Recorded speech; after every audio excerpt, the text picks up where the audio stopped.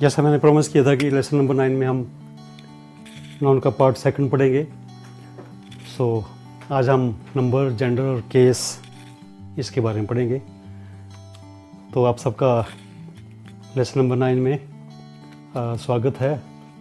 आशा करता हूँ कि आप इसको बड़े ध्यानपूर्वक देखेंगे और इसमें कमियाँ होंगी या इसको ज़्यादा इस चीज़ को इम्प्रूव करने के लिए तो आपकी suggestions in the form of comments आप मुझे यूट्यूब के अंदर कर सकते हैं। तो वहाँ से मैं इसको और अच्छा करने की कोशिश करूँगा। आप मेरे व्हाट्सएप नंबर पर भी मुझे कमेंट्स कर सकते हैं ताकि तो अभी तक हमने पिछले लेसन में we have completed noun and its types in the previous lesson number 8। उसी से लिंक है। नाउन को मैंने 2 पार्ट्स किए थे, पहला पार्ट लेसन नंबर 8 और आज lesson number 9। Let us now discuss number, gender and case. और केस के अंदर nominative, objective, vocative and possessive. So case, number, gender के बारे में तो ऑलमोस्ट सभी जानते हैं। तो केस के बारे में कई बच्चे या कई लोग नहीं जानते, तो उसका हम डिस्कस करेंगे। सो नाउन एंड द नंबर। जब नंबर की बात आए, जेंडर की बात आए, जब नंबर की बात आए तो आप संख्या मानो। और जब जेंडर की बात आए तो सेक्स के बारे में कि इसका सेक्स मेल है या फीमेल है। नंबर की बात है तो बोलना ये एक है या एक से अधिक है। तो भी देखते हैं, जब चीज़ एक हो, the noun which denotes one person और one thing is called singular. जो एक चीज़ को रिप्रेजेंट करे, एक पर्सन को रिप्रेजेंट करे, उसे हम सिंगुलर बोलते हैं। और plural, the noun which denotes more than one person and thing is called singular. More than one, एक से अधिक चीज़ों को जब कोई नाउन रिप्रेजेंट करे उसे हम प्लूरल कहते हैं। मैं यहाँ कुछ एग्जांपल लूँगा और उसकी चेंज करेंगे प्लूरल में। और देखना, आपने इसमें देखना कि कैसे कैसे चीज़ें बदलती हैं। First example is arm. तो ये बन गया आर्म्स, ऐसा लगा। सेकंड, मैंने कुछ वैरायटी ऑफ एग्जांपल लिए हैं, बाकी तो बड़े नाउन होते हैं, उनके बड़े प्लूरल बनते हैं सिंगुलर से। गैस, और देखा नहीं कैसा बदला, ईएस लगा। आर्मी, वाई लगा था जहाँ पर, आईएस लग गया, आर्मीज। वाई जहाँ वाई लगा, पर जहाँ तो आईएस लगा नहीं, यहाँ तो एस लगा। क्यों लगा, आप इसके बारे में सोचिए और करिए। कागो, यहाँ लास्ट में ओ लगा, बॉबल लगा, और जहाँ कागोस एस लग गया, ईएस लगा। और देखिए रेडियो, यहाँ 2 बॉबल लगे लास्ट में, आईओ, तो यहाँ से लगा। काफ, यहाँ एफ लगा लास्ट में, एफ रिप्लेस हो गया वीईएस से, काप्स। ये नाइफ था, यहाँ एफ और ई लगा साथ में, ये भी एफ ही हट गया, इसके लगा वीईएस, नाइफ्स। और अगला है स्काफ, एफ लगा तो इसके बन गए स्काफ और स्काफ्स। एस भी लग सकता है और एस एफ रिप्लेस करके वीईएस, ऐसे भी हो सकता है। मैन, इसका कैसे मैन, इसमें ना तो एस लगा ना एस लगा, बीच में जो बॉबल था वो बदल गया, ई लग, मैन से मैन बन गया। वीए, तो इसमें अपॉस्ट्रोफी एस। आगे फोर्स, संख्या को कैसे लिखते हैं रूल करने के लिए। डियर, नो, कुछ भी नहीं किया, no change. Fish, no change. And index, indices, तो इसमें कभी ऐसा लगा कभी ऐसा लगा, अलग अलग मेथड्स हैं, अलग अलग रूल्स हैं, और कई बार रूल लगता नहीं, एक्सेप्शंस होती हैं। तो इसकी ज़्यादा प्रैक्टिस करने के लिए आप नॉन्स देखिए और उसके बदलने की कोशिश करिए। आप इसके बारे में ज़्यादा मैं नहीं एक्सप्लेन करूँगा क्योंकि नंबर के बारे में ऑलमोस्ट सभी जानते हैं। और इसको और प्रोग्रेस कर, इसके बारे में और जानने के लिए आप अच्छे से कोई लो, आप गूगल में जाइए, भरो, उसको देखिए आगे इसका प्लूरल कैसे बनता है, अच्छे से ग्रामर में अच्छे से कीजिए और माध्यम से आप प्रैक्टिस करिए। Now noun and the gender. Gender की बारी आती है तो हम सेक्स की बात करते हैं। The gender specifies the sex of a noun can be of 4 genders। यानी जब सेक्स की बारी आएगी या नॉन सेक्स के बारे में रिप्रेजेंट करे तो हम उसको बोलेंगे जेंडर। और नाउन के 4 जेंडर होते हैं, 4 टाइप्स होते हैं इसको। तो नंबर में तो 2 थे ना, सिंगुलर और प्लूरल, यहाँ पर 4 हैं। तो कौन कौन से देखते हैं? मैस्कुलिन जेंडर, जब मेल सेक्स की बात हो, this kind of gender specifies the male sex of the noun और ए प्रोनाउन। किसी नाउन का या प्रोनाउन का जब मेल के बारे में बात हो तो उसको बोलते हैं मैस्कुलिन। एंड इसके ऑपोजिट, इसके एग्जांपल है man, Prince, boy, horse, king etcetera, सभी जानते हैं। तो very simple this is. And it's opposite is feminine gender, और इसकी एग्जांपल है this kind of gender specifies the female sex, जो फीमेल के बारे में स्पेसिफाई करे उसका हम फेमिनिन जेंडर बोलते हैं। इसकी एग्जांपल्स हमारी हैं गर्ल, लड़की, क्वीन, रानी, लॉयनेस, मदर, सिस्टर एटसेट्रा। अगर किसी नाउन जो मैस्कुलिन फॉर्म में फादर है तो उसका फेमिनिन फॉर्म में क्या होगा, फेमिनिन जेंडर क्या होगा, मदर होगा। ऐसे बदलाव करना चाहिए। अगर मैं बोलूँ change the gender of girl तो उसको आप बॉय लिख देंगे। अगर मैं कहूँ कि आप change the gender of man तो उसको आप वोमैन लिख देंगे, ऐसे gender. And third type is common gender.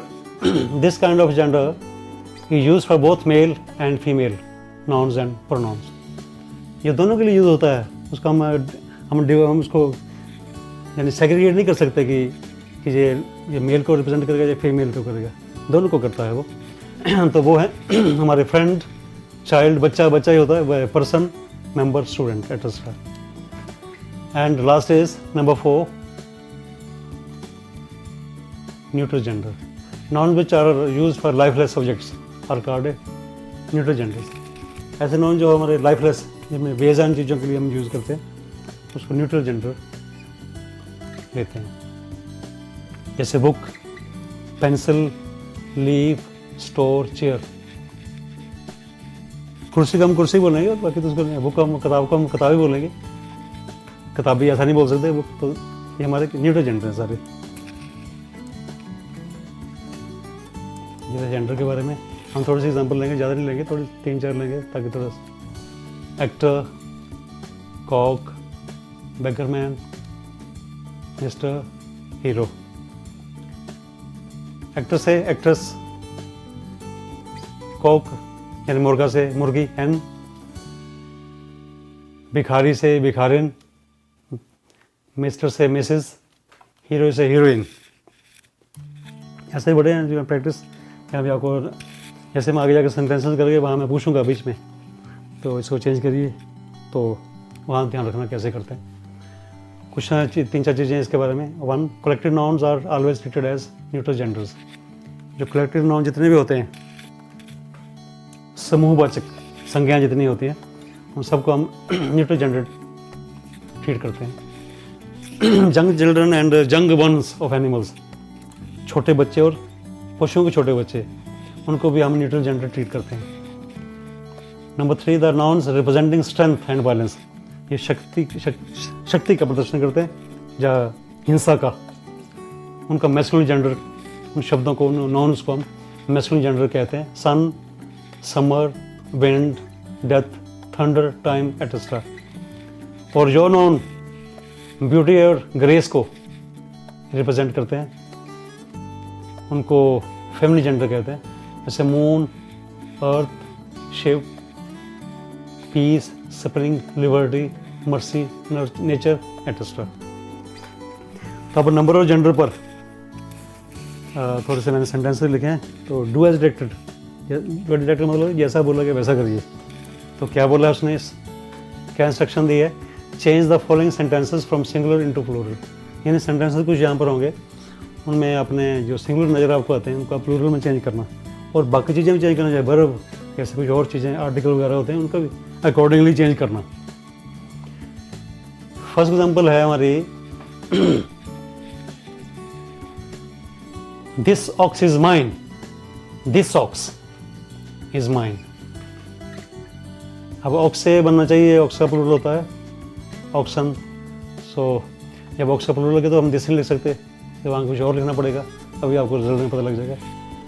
जब ये प्लूरल बन गया तो इज वर्ब भी कि वर्ब तो सब्जेक्ट के मुताबिक ही चेंज होता है। अगर ऑक्सन बन गया तो यहाँ पर आर आना चाहिए। माइन तो सिंगल के लिए था, ज़्यादा के लिए क्या होता है देखते हैं भाई। देखो दिस से बन गया दीज, ऑक्स से बन गया ऑक्सन, इससे बन गया आर अवर्स। तो नाउन तो यहाँ पर ये ऑक्स था और ये माइन, तो बाकी चीज़ें भी अकॉर्डिंगली बदल गई ताकि सेंस ना बदले, इसकी सेंस प्लूरल शेप में चले जाए। तो ये था सेंटेंस को चेंज करना। एंड सेकंड देखते हैं, the child saw a sheep in the field. बच्चे ने खेत में एक भेड़ देखी। चाइल्ड से बन जाएगा children,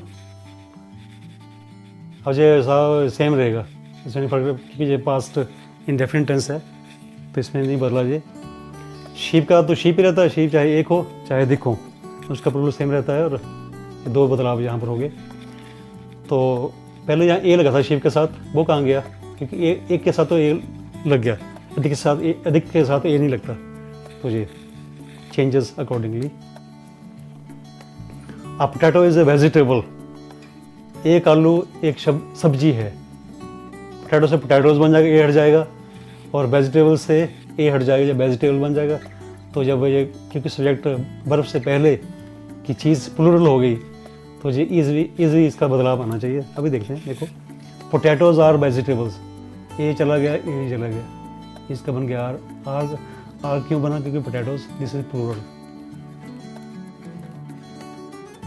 and next is a deer was caught by a hunter. एक हिरण को पकड़ा गया एक शिकारी द्वारा। एक शिकारी ने एक हिरण को एक शिकारी ने पकड़ा। तो डियर से देखो ये डियर, क्योंकि ए हट गया, एक ही हटा, क्योंकि डियर का प्लूरल भी डियर होता है। आवाज़ से वर बना, क्योंकि डियर प्लूरल है तो वर लिखा यहाँ पर। एंड कोट तो वैसा रहा, वाई ए हट गया, हंटर्स। तो ये मेरे ख्याल आपको समझ आ गया। और सेंटेंसेस से प्रैक्टिस करिए। Now for gender, do as directed. Rewrite the sentence by changing genders. अब जेंडर्स बोला यहाँ पर, ये नहीं बोला कि अब सिंगुलर से प्लूरल, या ये नहीं बोला कि मैस्कुलिन से फेमिनिन। जहाँ मतलब जेंडर चेंज करना मतलब अगर वहाँ आपको मैस्कुलिन नजर आता है तो उसको फेमिनिन में चेंज कर दीजिए। अगर फेमिनिन जेंडर है वहाँ पर उसको मैस्कुलिन जेंडर में चेंज कर दो। तो ये एग्जांपल लेते हैं। The made looked like a lass of 16. This example, my father-in-law is an old gentleman. Third example is the princess is a young girl and he wanted a beautiful wife for a widower. Full stop. तो अब देखते हैं कि first the made looked like a lass of 16. यहाँ कौन कौन से बदलाव आए? मेड से बन गया बैचलर और lass से बन गया लैड। कुआरी से कुआरा बन गया, ये लड़की से लड़का बन गया। यही बदलाव की, बाकी वैसे के वैसा रहा। Next is my father in law. Father in law का मदर इन लॉ बनना चाहिए और जेंटलमैन का जेंटल वोमैन बनना चाहिए। बिल्कुल बन गया, बाकी कोई बदलाव नहीं आया। Mother in law gentle woman. The princess is a young girl. Princess से बन गया प्रिंस और गर्ल से बन गया बॉय। ही से बन गया शी, प्रोनाउन भी चेंज हो गया। और वाइफ से बन गया हस्बैंड। विडोर से विडो बन गया। तो जी अभी हमने नंबर किया और जेंडर किया। अब हम करेंगे नाउन एंड द केस, यानी cases. What is case? Let us try to define this. The case is the relation of a noun with some other word और वर्ड्स इन द सेंटेंस।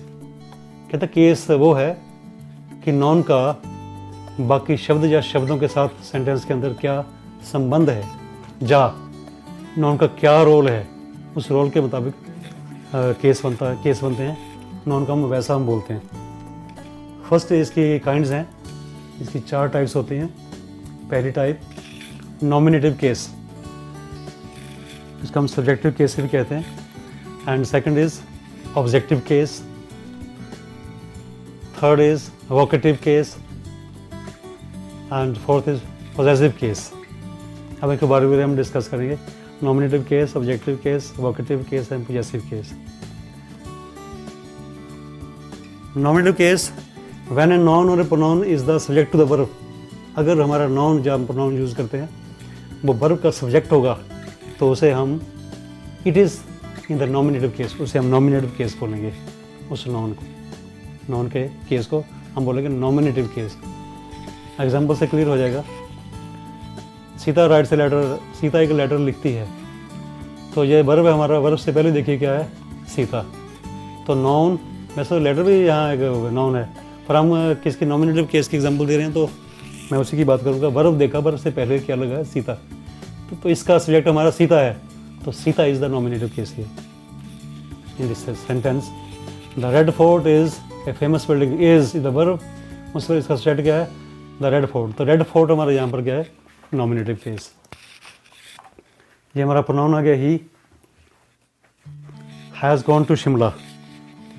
तो has gone is the verb and before this he is the subject, तो he is the nominative case here. Okay, second objective case. अब देखते हैं objective case की definition. When a noun और a pronoun is object to the verb और a preposition. जब noun या pronoun verb का ऑब्जेक्ट हो जाए, किसी प्रेपोजिशन का ऑब्जेक्ट हो, it is said to be in the objective case, उसे हम ऑब्जेक्टिव केस बोलेंगे।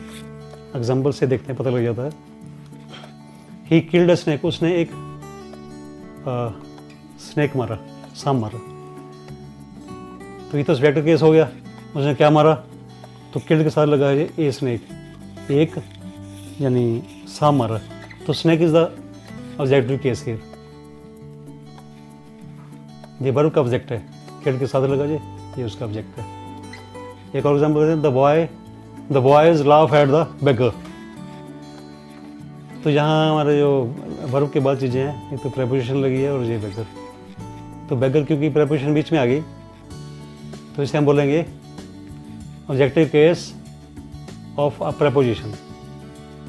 ये प्रेपोजिशन का है तो ऑब्जेक्टिव केस तो बोलेंगे, पर है किसका, प्रेपोजिशन का। ये किसका है, स्नेक, ये हमारे वर्ब का है। One more example, you teach her, you teach her.